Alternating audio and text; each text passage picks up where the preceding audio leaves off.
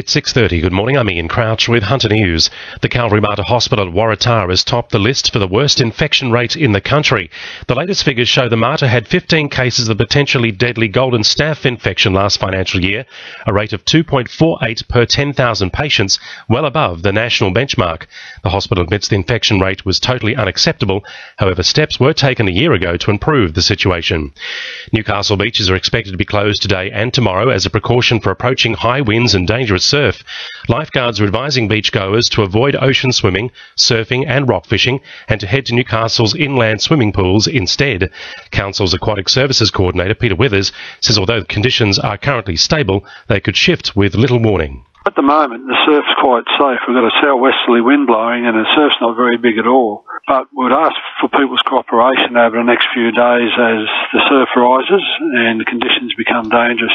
2 Hunter state MPs have been promoted to Labor's shadow front bench, while another has been demoted. Cessnock MP Clayton Barr has been given the shadow finance, services and property portfolio, while Charlestown MP Jodie Harrison will take responsibility for the Hunter, women, prevention of domestic violence and sexual assault, and early childhood education. However, former Shadow Minister for the Hunter and Wallsend MP Sonia Hornery has been dropped to the back bench. Lake Macquarie is set to become more small business friendly, with Mayor Jodie Harrison signing a charter as part of the Small Business Friendly Councils program. The program aims to connect small business with government and improve the local economy and is the first of its kind in Australia. Jodie Harrison says the initiative will be a hands-on cooperative effort. Signing up to the Small Business Friendly program means that Council has the opportunity to review its procedures and its practices when we deal with small businesses, and we'll be exploring new initiatives that we can develop with small businesses and also work with other councils to share small business friendly strategies.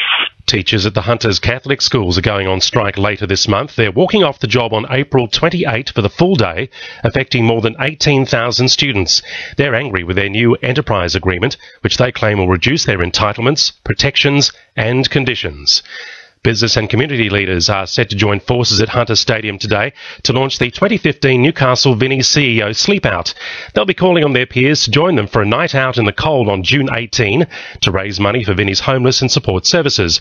St Vinnies Executive Officer Denise Lucas says the goal of the event is to reduce homelessness in the community. We have a number of homeless services that we run, as well as assisting families in need with lots of household expenses and certainly trying to reduce the risk of homelessness for people. Now with sport, Iona McNabb. The Newcastle Rugby League is set to present some fierce competition between the 8 teams in this year's lineup. Defending Premier's Western Suburbs are chasing a historic 4th season win, with no club in the 105 years of competition hitting 4 consecutive premierships. Rosella's captain Mark Tafua says the thought of a 4th title is pushing players to work harder than ever. No one's ever done 4 in a row. I've only just won the one, but there's a lot of guys going out there for 4 in a row. It's never been done, I don't think, at all. So it's a big sweetener there for some of the guys. The Knights could be closer to re-signing centre Dane Gagai, despite interest from several other clubs. Gagai has reportedly been offered a 2-year deal from the Knights, paying $575,000 per season. Brisbane, the Gold Coast and St George Illawarra have also shown interest in signing the former Broncos player. And 25-year-old Daniel Mullen is finalising a new deal which will extend his contract with the Jets for another 2 years. Mullen has started 9 straight games for the Jets since moving from the Western Sydney Wanderers. That's sport. I'm Iona McNabb. 2 NURFM News Time 26 to 7.